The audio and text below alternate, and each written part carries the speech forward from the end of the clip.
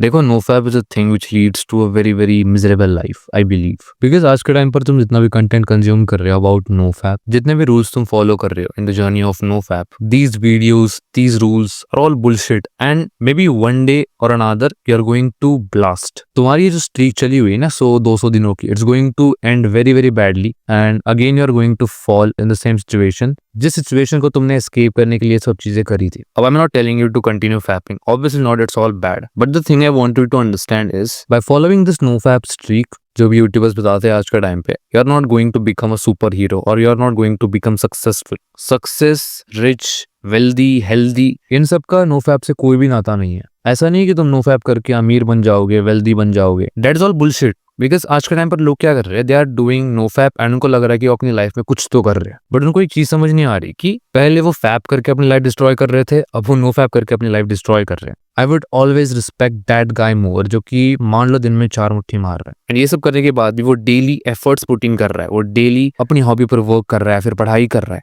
I would really respect this guy more than the guy जो कि 300 दिनों की, 1 साल की स्ट्रीक लेके बैठा है नो फैप की, बट वो दिन में कुछ नहीं कर रहा। He is just wasting his life. Now you ask me कि then Aditya, what's the best way to begin no fap? The answer is very simple. Because देखो, अभी के टाइम पर no fap is a thing जो कि हम अपने father से नहीं पूछ सकते, हम अपने कोई रिलेटिव से नहीं पूछ सकते, and that is the reason हम यूट्यूब पर जाते हैं एंड ऐसे रैंडम लोगों की बातें सुनते हैं and we start applying this thing, जो कि मोस्टली सेंसलेस होती है। But if you ask me, if you want to know my perspective on no fap, then it's very simple.